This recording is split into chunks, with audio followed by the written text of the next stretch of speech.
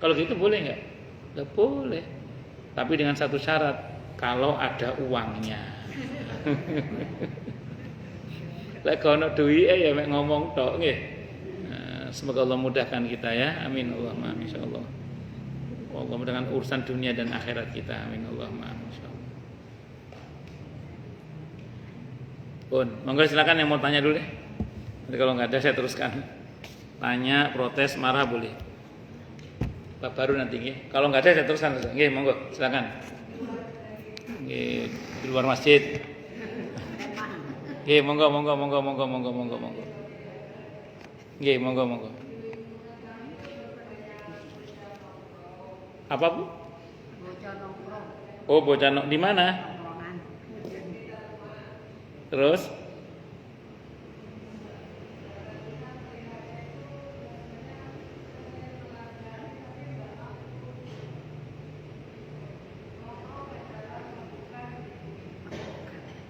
Mabuk-mabukan juga. Pak RT pengen Pak Ustaz. Terus Ibu nggih terus itu yang nongkrong laki-laki maksudnya? Anak-anak muda.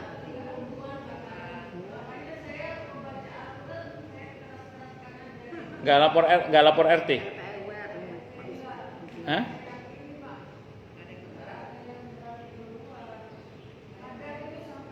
Ganggu. Enggak, mereka ganggu nggak mereka? Nggak ganggu ya?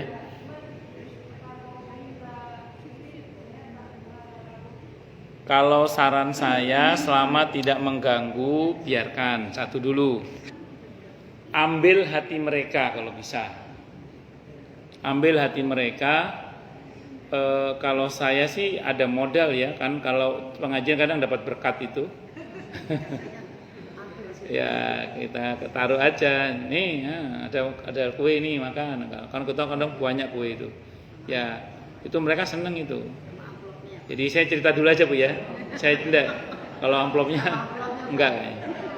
Tapi pernah itu saya ngasih orang itu ngasih bandeng presto, saya kasih dia, terus dia ngasih tahu istri saya, Mbak ono amplope. Untungnya dia jujur, terus sama dikembalikan ke istri saya, terus dibagi. Ada isinya ternyata, lumayan 500.000 saat itu. Tapi dia andaikan nggak lapor pun ya sudah kita ikhlaskan, sudah kita kasih semua ya. Tapi sebenarnya dia lapor, akhirnya sama istri tetap diterima, terus tadi dibagi. Gitu. Saya teruskan dulu ya. Jadi gini Bu, selama dia tidak mengganggu, sudah biarkan dulu aja. Sama dia tidak mengganggu. Kalau perlu Ibu ambil hatinya. Jadi kasih apa yang bisa Ibu kasih ya. Ya Ibu pas goreng singkong atau apa, atau bikin kopi sak ceret atau nopo niku. Enggak kan udah ada masalah tuh, kasih aja mereka. Itu al-insan abdul ihsan. Manusia itu hamba kebaikan. Artinya kalau kita baik sama dia, tidak tahu gimana ceritanya, dia akan keambil hatinya oleh kita gitu loh Bu. Tapi niat itu untuk dakwah ya,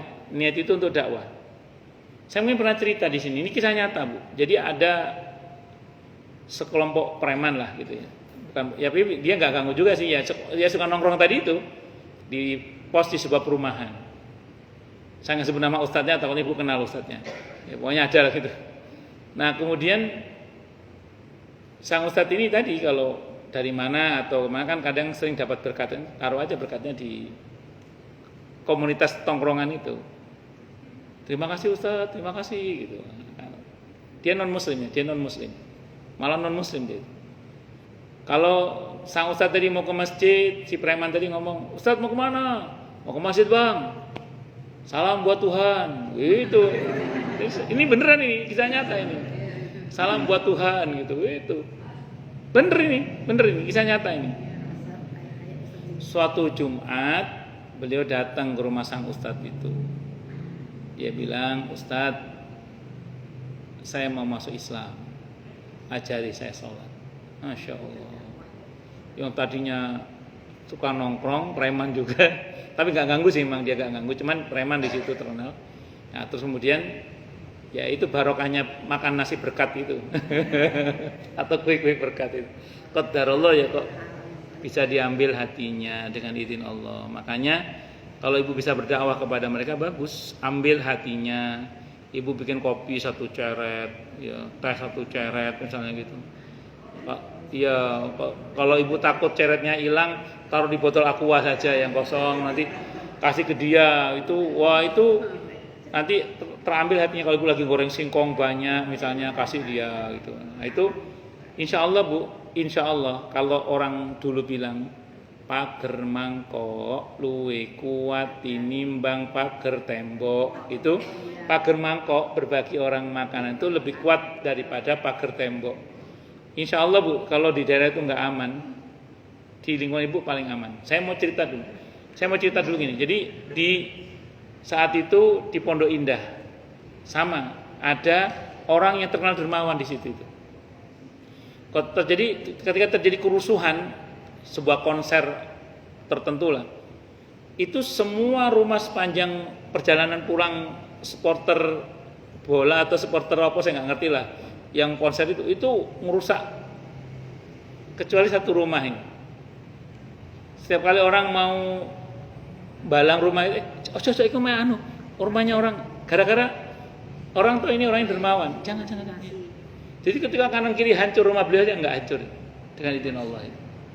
Dengan izin Allah, masya Allah. Makanya didekati aja, kasih kopi sing yang kita mampu aja, yang murah-murah. Nah, kalau saya kan punya banyak modal berkat itu. Ini kan punya banyak modal guys, ya napa maksudnya gini wow, napa kopi ceretan. Mereka seneng enggak apa-apa. Ya, walaupun tampaknya maaf ya, kita lihat ya main kartu, walaupun nggak judi insya Allah ya main kayak itu seperti hal yang sia-sia. Tapi enggak, kalau kita punya visi dakwah itu nggak akan sia-sia. Akan ada masa kok di mana insya Allah akan jadi manfaat. Terus gini Bu ya, Allah takdirkan fenomena orang-orang suka nongkrong malam hari atau melanggar makolahnya Syekh Dangdut Rhoma Irama, bergadang, jangan bergadang gitu. Itu ternyata ya ada hikmahnya. Apa hikmahnya Pak? Maaf nggih. Kalau ada orang jatuh di jalan, yang nolong pertama kali itu orang masjid apa orang tongkrongan? Orang tongkrongan. Iya, itu ada hikmahnya juga itu. Pengalaman beberapa orang yang jatuh, saya nolong ya orang yang nongkrong malam itu. Itu seperti itu. Ada begal sing nolong yo wong nongkrong itu. Kan seperti itu nggih. Nah, makanya ada hikmahnya juga. Bisa jadi orang nongkrong dekat rumah ibu, malah rumah ibu aman dari maling kan. Nah, kalau ya, pokoknya selama nggak ganggu ya. Kalau ganggu beda bab gitu. Makanya biar mereka nggak ganggu, kasih empan, kasih makan. Enggak saya itu. Nggak apa-apa. Kesannya kayak makmur tongkrongannya, tapi dia hatinya sudah ibu ambil itu hatinya itu. Itu namanya fiqh dakwah namanya. Fiqh dakwah. Jadi kita kadang memang perlu mengeluarkan ongkos untuk membiayai dalam tanda kutip yang tampaknya nggak bagus itu, tapi untuk kemaslahatan yang lebih bagus. Apalagi sekarang Ramadan. Iya. Oh iya seperti itu. Nggak apalagi gitu. Ngasih sahur, menu sahur. Saya kira itu nggih Bu nggih. Wallahu a'lam bishawab. Jadi sekarang Ibu sudah merasa tersiksa, selama mereka nggak ganggu, ambil hikmahnya aja. Ambil hikmahnya saja. Ya kayak prinsipnya orang yang datang ke ATM, kalau nggak ada uangnya, jangan ambil uangnya, ambil hikmahnya. Nah iya, kalau ke ATM nggak ada uangnya, ya jangan ambil uangnya, nggak ada uangnya, ambil hikmahnya. Udah itu aja. Saya kira itu. Ngatan nggih Bu nggih?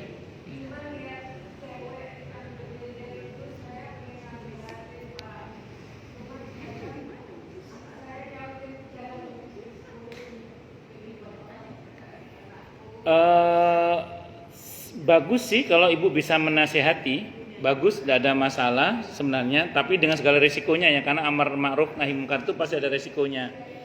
Ya gini. Ada sebagian orang yang kadang jangan kita nasihati sih memang, tapi kita doakan. Ya ibu harus peduli. Jadi kalau kita nasihati, mungkin dia nanti malah nggak bagus ke kita, tapi kita doakan. Tapi kalau ibu berani mengambil risiko itu bagus. Jadi kalau ibu berani mengambil resiko dari nahi mungkar itu ya bagus. Kalau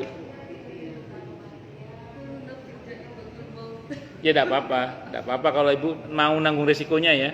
Makanya gini, sahabat Luqman itu ketika menasihati putranya agar bernahi mungkar, kata Luqman apa? Wasbir ala ma aswabak. Sabarlah terkait dengan apa yang menimpa kamu. Jadi orang seperti saya ini Bu, itu dengan segala konsekuensi dan risikonya, termasuk pro kontra, termasuk seneng nggak seneng itu biasa itu. Nah itu kalau ibu punya nyali untuk bicara bagus sebenarnya dengan segala konsekuensinya ya. Tapi ibu mesti berhitung juga kalau sekiranya dinasihati malah semakin jauh, ya mending didoakan saja. Kalau bahasanya Siti Aisyah gini Bu, orang itu kalau mau ngasih nasihat agama kepada seseorang, dipikir dulu. Kira-kira dengan nasihat kita itu dia akan semakin dekat dengan Allah atau semakin menjauh dari agama ini gitu. Jadi kalau gara-gara ibu nasihati dia malah tambah jadi, mending gak usah dinasihati, didoakan saja. Didoakan saja. Kenapa?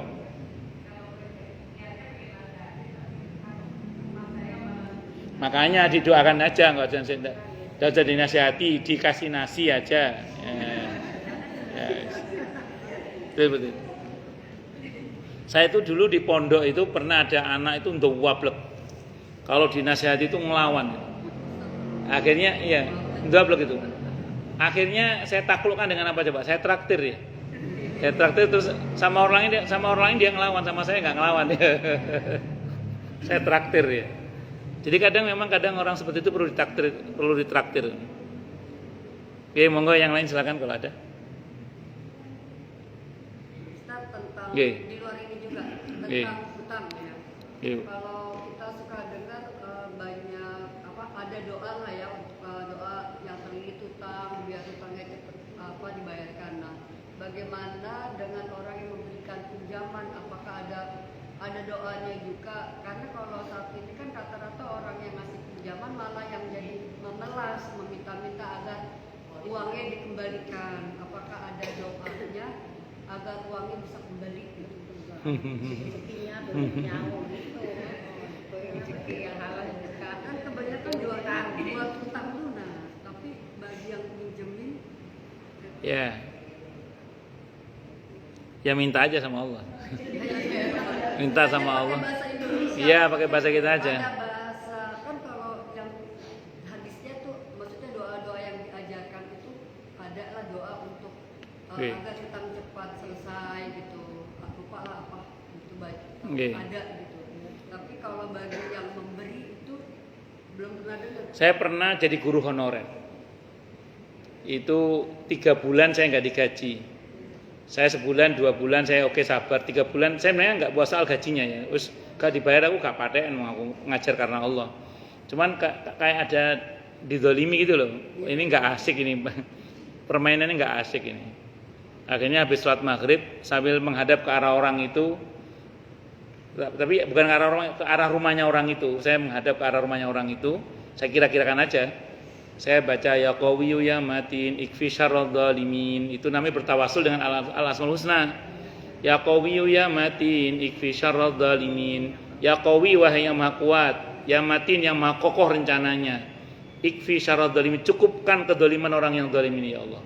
Maksudnya hentikan kedoliman orang zalim itu. Saya baca saat itu yang saya ingat saya baca 100 kali. Jangan lebih boleh kurang juga enggak apa-apa, yang penting sungguh-sungguh aja. Saya sambil menghadap karena saya kesel. Keselnya bukan soal gak digajinya, kayaknya kayak dipermainkan gitu loh, kayak alah guru honorer aja apa gitu. Kayak sebagai saya ini kan kedoliman dan bisa jadi tidak hanya sama saya begitu kan, sama yang lain juga kan. Akhirnya habis sholat maghrib ceritanya itu saya sambil ngadep ke arah rumahnya dia itu, saya untungnya tahu rumahnya. Sampai maksud saya itu menghadap ke rumah, nggak harus menghadap gitu sih, cuman seolah-olah saya ngasih isyarat. Maksud saya ini adalah dia yang zalim ini ya Allah, dan Allah Maha tahu tentunya. Saya baca ya qawiyyu ya matin ikfi syarrad dzalimin. Ya qawiyyu ya matin ikfi syarrad dzalimin. Ya qawiyyu ya matin ikfi syarrad dzalimin. Sehingga saya 100 kali saya baca itu. Besoknya digaji langsung 3 bulan. Iya coba aja. Coba aja. Itu punya uang ya. Nah, iya coba aja. Berarti kan jolim Itu namanya bertawasul dengan al-asmaul husna. 100 kali saat itu. Jangan baca lebih boleh, kurang juga nggak harus, angka nggak harus nih. Cuman seingat saya itu baca 100 kali, seingat saya. Sambil menghadap ke arah rumahnya. Jadi sambil mohon pada Allah, mudah-mudahan kedzaliman dia dihentikan. Saya bertawasul dengan al-asmaul husna itu. Ya Qawiyyu ya Matin, ikfi syarradz zalimin. Wahai Allah yang Maha Kuat, wahai Allah yang Maha Kokoh rencananya, hentikan, cukupkan kedzaliman orang yang zalim ini. Tapi jangan dibaca ke suami ya.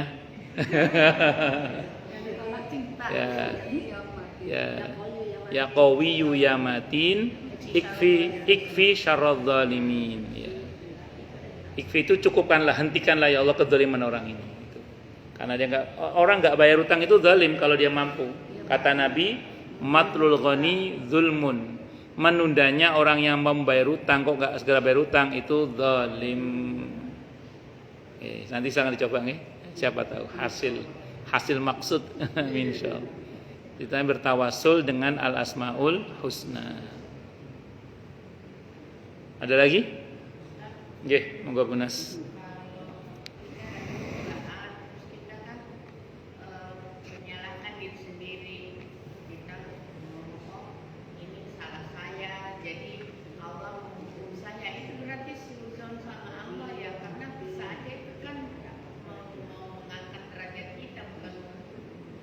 Bagus. Di Al-Quran itu ada model orang itu gini, kata Al-Quran ya. Kalau dia diberi kebaikan, dia ngomongnya Robbi akroman. Iya, Tuhanku memuliakanku, gitu. Tapi kalau diberi musibah yang nggak enak lah kembangannya, dia mengatakan Robbi ahanan, Tuhanku menghinakanku. Itu sikap orang yang tidak baik. Kalau kata Allah, kalla balla tukrimunal yatim wala tahadduna ala ta'amil miskin dan seterusnya itu. Jadi betul itu sikap yang tidak baik. Yang betul adalah kalau kita tertimpa musibah, pertama gini. Ini refleks, ini ini kita terus berlatih. Saya juga masih terus berlatih.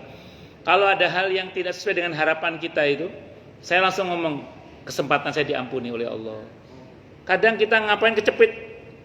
Dulu saya ngomongin, jangan nggak usah kecepit, gak apa-apa, kecepit barang sih itu, kok pakai kecepit segala itu.